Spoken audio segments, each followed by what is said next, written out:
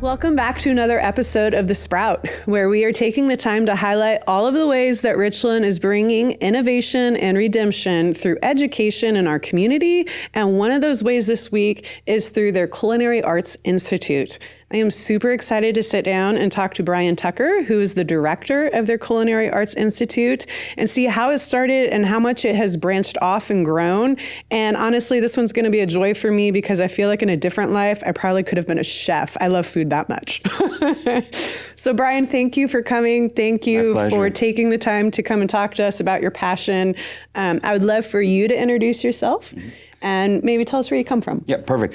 So my name is Brian Tucker. I'm the director of the Culinary Arts Institute at Richland, a position I've held for about 13 years now. I love what I do. It's so much fun getting to help these students come through and learn everything culinary. And, you know, I think, you know, I mean, people might argue with me, but I think I have the coolest job on campus. You know, I think it's so much fun. You know, when I don't think there's any other program where they get to eat the students' homework. I mean, if they do, it probably doesn't taste as good. But yeah, so I love that. I've been there. I started as an adjunct before that, so I've been at Richland since 2009. So a good chunk. I'm originally from New York. I was born and raised on Long Island. My dad owned a catering business growing up, so I've always had a passion for food and everything culinary, and really just never wanted to be a teacher. But when I got into it just kind of almost by accident. The previous director had asked me to maybe teach a part-time class. I was really reluctant, and my wife convinced me. She's like, if you don't like it, do it one semester, and if you don't like it, you don't have to do it anymore. Right. And I fell in love with it. Never wanted to be a teacher, but really love being able to give that passion that I had in culinary school and for cooking and stuff to the kind of next generation, and I guess a couple of generations now that have been there for a while. I love that. I feel like you have to be passionate to be a teacher. And I think sometimes we realize our passions whenever we begin to teach it, right? Because you get excited and you see the light bulb and you see the connection with what you're doing with somebody else. Yes. So walk me back a little bit. With your catering business growing up, did you help your dad through things? Oh yeah. So I mean, as soon as I can reach over a counter, I was helping wash dishes and things like that. But then, how fun. As soon as I was old enough, I worked for him, and, you know, and he was a caterer that would, you know, like an off-premise one. So we would deliver food to different, Knights of Columbus Hall, like in town, and set up a buffet for somebody's wedding or something like that. So really got to see the ins and outs of it. I mean, you know, just he had a location and got to see all the back workings of something like that. So it was really, really interesting and really kind of planted my passion for really just wanting to cook and work in restaurants and things like that. So it was really a great start for me. Yeah. And really, I thought it would lead me into, like, you know, maybe one day owning my restaurant, but I am much happier where I kind of ended up. And Richland, they'll have to kick me out. I'm not leaving. I really enjoy what I do there. That was going to actually be a question I was going to talk to you about with the differences. I'm sure going into the catering, you probably expected having your own restaurant, but having your path change to teaching more in that direction. Walk us through what that was for you coming on to the Culinary Arts Institute and what it was whenever you kind of started with it. Oh, yeah. So, I mean, it's interesting, I think, and we see this with our students too. Everybody that comes into culinary school or has a passion for this thinks they want to own their own restaurant. Right. It's just kind of, that's the dream, or their own bake shop, or, you know, right now we can talk about later food trucks, things like that. But with me, it was the same kind of progression, you know, working in catering. Was I going to stay in that, or did I want to own a restaurant? That was kind of where I thought I was going to end up. Falling into the kind of Richland position, really realized that was where I could give the most. Yeah. And what's nice about it is it's owning your own restaurant. Obviously, any entrepreneur will tell you it's long hours, nights, weekends. I mean, and working in any restaurant kitchen is going to be. I had a chef that used to say, you know, we work when everybody else plays. Yeah. I mean, because, you know, you want to go out for Valentine's Day, guess who's cooking it, you know? Yeah. So those are the things that it was nice to get into education, because for me, I'm able to now have nights and weekends to spend time with family and do different things, and really just to we have a restaurant on campus too, so I kind of have that little bit of both, but it's really nice. So it shows students too that there's lots of opportunity. We have lots of people that work for us. A lot of them are graduates. I have one of my graduates that went on and is now teaching in Springfield at a high school program. We have the Heartland Tech program on Richland's campus. That culinary program is taught by one of our graduates. So there is that kind of restaurant route to go, but there's also so many other things that they can do that are, I don't want to say a little bit easier, but not as demanding on your time and your personal time. Oh, sure. I think the reality of being an entrepreneur, you go into it having a passion. Yes. But when you go into it, you have to do a lot more than that passion. Oh, exactly.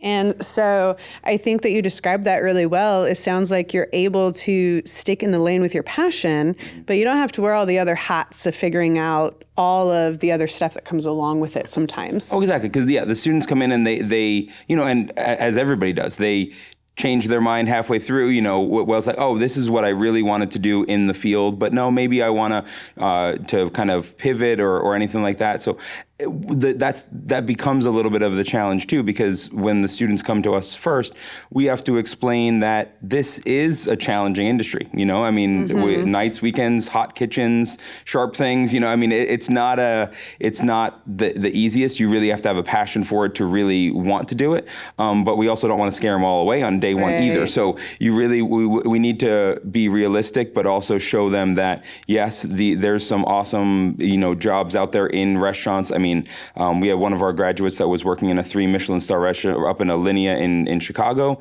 And so that is a whole completely different level of dedication and devotion that you have no free time practically. That's very impressive. Yeah. So there's all the different, I guess, we need the students to see that there's so many different options for what they do. And we were talking before we started that they could go anywhere. Everybody in the world, I always tell them this, everyone in the world has to eat. So wherever you want to go, wherever you want to end up, you can go and cook for people. You want to see the world, go work on a cruise ship. Literally traveling the world. So it's really a great, I think, a great career choice. And I don't want to say, kind of recession proof or anything like that, but one of the first things when people have money is they go out to eat with family, friends, different things like that. That's a way that people like to kind of spoil themselves a lot. So I think it's a great opportunity for our students, and just kind of make sure that we help them along the way and make sure that they know what's out there. Oh, absolutely. Whenever you say that, it genuinely is everywhere and anywhere that you want to go with it and what you want to do with it. Whenever you bring in the students, walk me through that process, because I'm sure that you probably have students all over the spectrum who don't know anything about cooking and some who have a passion, have already been into it. What does the actual program look like? Yeah, so it's really interesting because for our students, we'll get students right out of high school, some that have never really been in a kitchen before and think it's something they want to do. Maybe it winds up not being.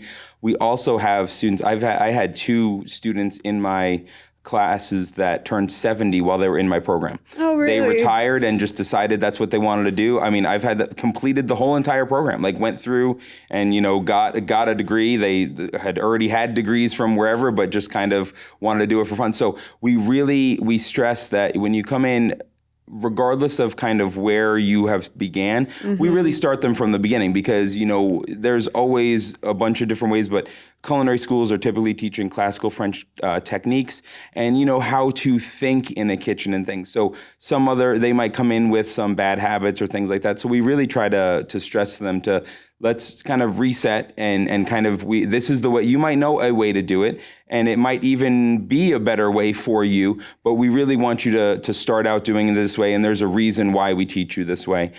So in their first class, so we'll have some new students starting in January. This is January, next Monday, which is absolutely crazy. But it's the students will come in. It's our intro to culinary class. It's just a classroom class. They don't get in the kitchen yet. It talks about history and product identification, equipment. We bring them into the kitchen, show them around. Chef does a couple of kind of team building exercises with them in the kitchen, so they get to do something fun while kind of getting used to the space. And then once we hit March, those students will be in the kitchen. So they're learning all the basics, knife skills, soups, stock, sauces, and then every class kind of evolves from that. Okay. We have, say a butchery class where they learn how to break down large pieces of meat, whole fish, cut steaks, things like that. We have a couple of baking and pastry classes. We have a class called Garde-Manger, which they are doing like cold foods, terrines, pâtés, appetizers, cold soups, those kinds of things, an international cuisine class. And then the really interesting part is that their capstone class is our restaurant fundamentals class, and that happens in Bistro 537 on campus. So everything that the students learn throughout the program is kind of put into that class, and they are responsible for doing all the cooking and the serving, and their final project for that is to create a menu for the class. So it's really, really kind of interesting, and the community can come in and see what our students are up to. That was going to be a follow-up whenever you talked about the restaurant. When did that get birthed out at Richland? So the restaurant started in 2014. So we just hit 11 years in the restaurant. Okay. And really it was a way really to put everything together. We teach them all these skills, but until they actually practice them, until they have a way to actually use them, it's just kind of, notes on a piece of paper type situation. So we needed a place for them to really be able to put their hands on the whole process. Because you're making a soup in this class, that's great, but now we need you to make a soup for 40 people, and we need you to time it with somebody else's appetizers that are going out, or learning customer service at a table. Yeah, they have a class, a dining room management class where they learn customer service and setting a table and all that kind of stuff. But that's all theory. We now need to do it. So the restaurant has been really great. We're open only Tuesdays and Thursdays from 11 to 1 for lunch, and then 5 to 8 for dinner. And that is really a couple of reasons. It's a class, so we obviously aren't going to make the students come, work in a restaurant 5 days a week or more. And two, we're partners with the local restaurants and stuff, so we don't want to be on a Friday night. We don't want to be open and be packed and a restaurant be like, oh, why are they taking all of our business? That is not the intent of our program. Our intent is to educate the students and make them more valuable employees, so when they get out, they're working at local restaurants or really, really anywhere. Mm-hmm. I like that there's that piece there, because I think sometimes in higher ed, until you get into the skills, until you get to use it the way that you do, it is theory. Oh yeah. But I like that you guys have created that environment for like, oh no, like this is very hands-on program, and not just hands-on program, but we're going to put you into this, get you practicing all the way through. And it sounds like with the restaurant, it's not a typical restaurant with profit first, but more education first in the experience. 100%. Yeah, the students are there to learn, and that's whenever we kind of give a tour, I walk people through the restaurant. I'm like, this may look like a restaurant, but this is another one of our classrooms. It's another one of our labs. You're just coming in and you get the benefit of that, but it runs like a regular restaurant. You come in, you order off a menu, you make reservations, all those kinds of things.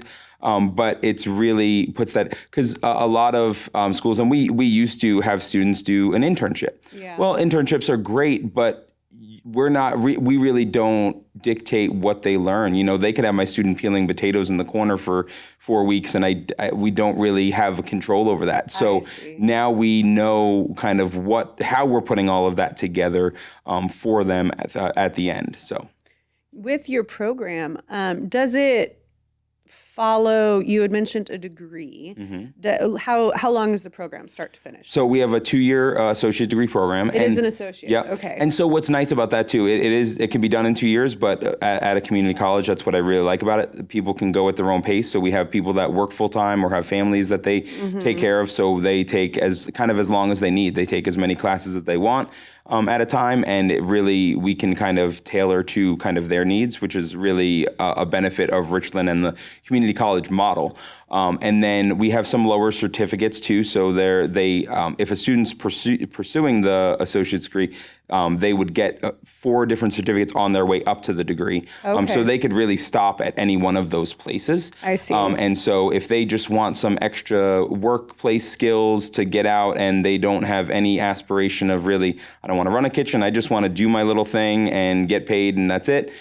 We have certificates that they can do that if they don't want to go for the whole thing. And then kind of satellite to that, we have a newer food truck certificate that students can take. Right, because food trucks are everywhere now. Oh my God, yeah. They're everywhere. And that's what we decided. It's like it was time to jump on that because it's we were talking about entrepreneurship earlier, such an easy entry point, right. Easier entry point to owning a restaurant, having one on wheels and makes it a lot easier and it's a lot more inexpensive. So they can kind of start with that and then see, a lot of food trucks will expand to a brick and mortar. Some of them will be like, hey, nope, this is all I want. Or, hey, actually, no, I'm going to sell this truck and have somebody else do this. But it really gives them an opportunity. So now we have a truck that acts just like our restaurant class. We have a chef that teaches that. We bring it to different events and the students learn the day-to-day operations of a food truck. So people can come and get a certificate in that too. I am so curious because like I told you before the show, part of a different life of mine might have been a chef. I'm sure everybody who loves food might say that. Exactly. But, you were talking about the program and different techniques and stuff. I'm kind of curious of more of a philosophical area, but how you blend the art and the science to it, because you talked about how you eat the homework to taste it and stuff. So I'm just curious of how that works because there is, I'm sure, specific techniques that you're watching, but there also is a art and creativity to what they're doing. Oh, exactly. So how do you balance that? Yeah, it is a challenge because I know a lot of people, it is culinary arts. There's a lot of art in it, but then it is all science, taking heat to a protein and it changes and now it's a different texture, a different color, all of these things. So in the beginning, we want students to really just be able to follow a recipe. Hey, do this and we'll explain to you why things are happening and how things are happening. Okay. As they progress, now we want you to be able to think and okay, now we're putting all these ingredients on a plate. How are we assembling it? The art comes in. I don't want a plate that just looks all beige and brown and gray. That's just not, you put that in front of a customer and that's not going to look appetizing. So what are we looking at? Colors and different textures and different heights and sizes and shapes and all of that. So we discuss all of those things and then we really get into this kind of the science behind it. What is the Maillard reaction? What is proteins caramelizing? All of these kinds of things that, what happens? Why are we needing, bread dough to kind of work the gluten in there, and what does that do for the structure of the bread? How does kind of a same flour product get you a cake or a chewy baguette? It's the same kind of base kind of flour, but you have two completely different. So we really try to explain all of that behind that, but then also make sure that they understand the kind of art and technique behind that. And so when a student comes up, so if any day they're making something, if today, you decide that, hey, now I actually do want to be that chef, and you come to Richland and you go to my program, you come up in today's broccoli cheese soup, you're going to make that, you're going to bring it to me, and I'm going to taste it. I'm going to evaluate. First, I'll look at it. And it's always this one-on-one. You're going to come here and we're going to talk about it together. What most of my chefs do, and one thing that I do all the time is I want your feedback first. How do you think you did? What would you have done different? Because anytime you make something, you're like, oh man, next time I would have done this. Oh, yeah. So we like to see that so people can self-reflect on kind of what they've done.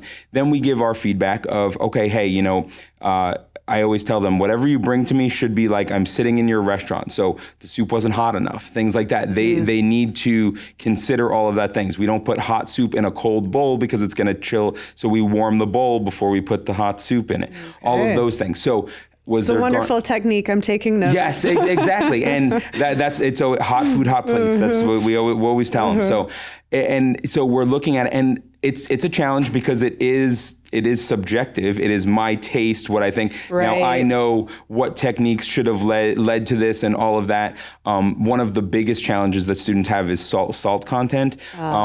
No one ever puts enough salt because, especially when they're making, starting out in culinary school, they'll be making a bigger batch and they'll put like a pinch of salt in something. Well, you're making enough for 40 people. You need a lot more salt than you think, and it brings out the flavor. We don't want it to taste salty, but there is a point where it brings out the flavors in that ingredient. So it becomes a little bit of a challenge, but we want them to be able to think creatively and critically of what they've produced as well. So, and oftentimes we will have other students taste, and kind of taste each other's work to kind of build that kind of critical thinking skills. To have different feedback and preferences. Exactly. A while back, I watched the Salt, Acid, Fat, Heat. Yes. Such a beautiful documentary, four-parter. It was amazing. But you saying salt made me think about like the aspect of how it tenderizes. Or how it complements and pulls out flavors, where, typically whenever I salt food, I'm thinking of just the taste of salt on the food. Oh, exactly, yeah. Not necessarily the chemistry or the tenderizing or how it pulls out this flavor, the different things. Whenever I saw her just like pouring salt on meat, I was like, what are you doing? Exactly, yeah, and that's one of the hardest things to get people to get over. It's like, it's there for a reason, and it's not there to taste like salt. Like it really isn't. It's there to benefit the whole dish and things like that. So. Do you, after watching that documentary, do you kind of work with those 4 parts within a meal? Is there a science behind those kind of definitely. techniques? I mean, because really, when you think about it, every part has benefit to it. So, like most of the time, and one of the things that people typically miss when they're making something is that acid part.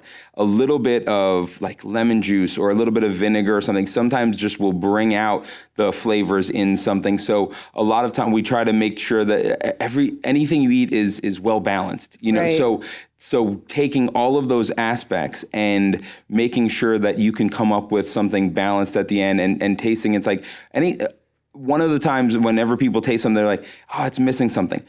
I would say 80% of the time it's acid, because there's just that kind of freshness almost whether it's citrus or something like that, just brings a little bit extra and kind of wakes up some of the other flavors and things. But yeah, we really try to get them, and that progresses in the very beginning. I don't expect the students to really kind of understand that. We're building that skill, and when they get to the restaurant, they can produce a wonderfully delicious dish that is something that I'll taste it and I don't have any feedback. This is how I would have done it. So with the restaurant out on campus, where is it located? So it's on campus all the way on the west end. So right by Brush College.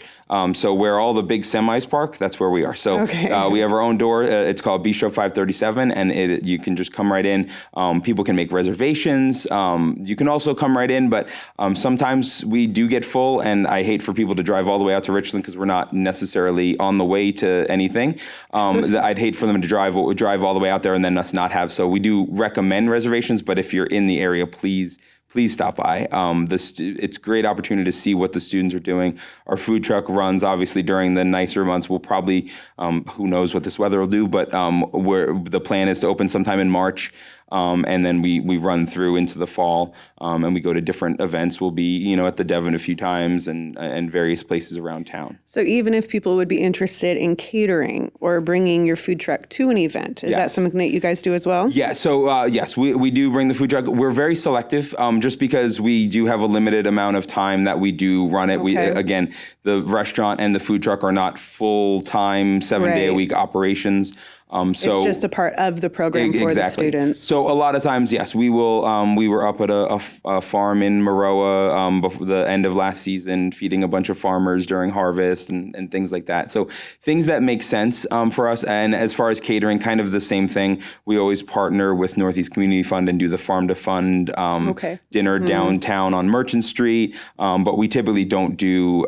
We do all of the catering on campus, but we really don't do a lot of off-campus catering unless it's something for a fundraiser or something that makes sense for Richland to be a part of. Sure, and that makes perfect sense whenever you go back to that idea that it was originally created for the students, not necessarily for profit. Oh, exactly, yeah. And everything we do, we think of will this benefit the students? And even things like that, catering events and stuff, the students, we have, as part of their grade, they have to help out with events. So they can sign up for whichever ones they want. So if we have an event tomorrow night, I might have 3 students in different classes come and we give them different things to do. So again, another opportunity to see kind of the hands-on, see how things kind of come together and stuff like that.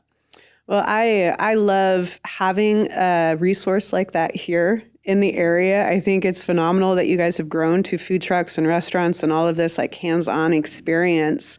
And, you know, before we were filming, I think we had even talked about some of the non-credited courses that you guys offer for people who just kind of want the experience. Yes. You know, if I wanted to go out and take 3 weeks to learn the international cuisine like you were talking, you know, you guys do offer some of those things as well, correct? So every semester we have, they're typically on a Friday night or maybe a Saturday during the day, and we have different classes. We try almost every semester to do a knife skills class so people can come in and learn how to properly use a knife, and they get to take a knife home with them and different things like that. So yeah, we have this international cuisine class that does 3 weeks in a row, and we do a different cuisine each week. Those classes will be on Richland's website hopefully pretty soon for this spring semester.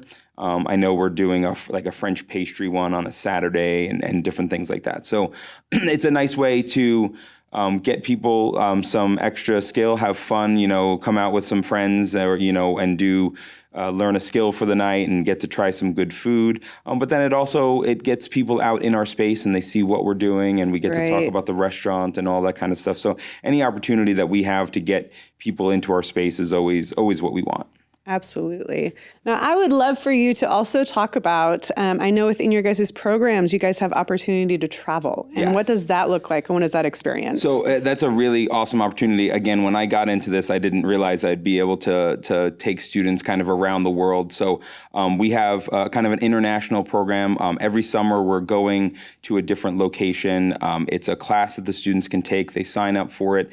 It's part of their degree. It counts as a social sciences course, so it meets one of their general education electives that they would have to take. So it's not an extra course. It does count towards their degree. But it is an extra course that there's a fee to it, but we do our best to raise as much scholarship money so to offset as much of that cost as possible. Last summer, we went to France and London, and we were able to, the students paid under $3,000 for a 2-week trip there. Wow. So it was amazing. And while we were there, they got to learn how to make French macarons at Le Cordon Bleu Culinary School. We ate at a 3 Michelin star restaurant in Paris called Arpège. We ate at one of Gordon Ramsay's restaurants in London. We did all sorts of really cool hands-on stuff. We had a hands-on cooking class in Nice in the south of France, overlooking the ocean. I mean, it was really... Sounds like picturesque. Oh, it honestly. is. It's amazing. And it's really a great opportunity for the students. I mean, we've traveled to China, Singapore, Malaysia, Italy. We took a trip to Maine and Boston.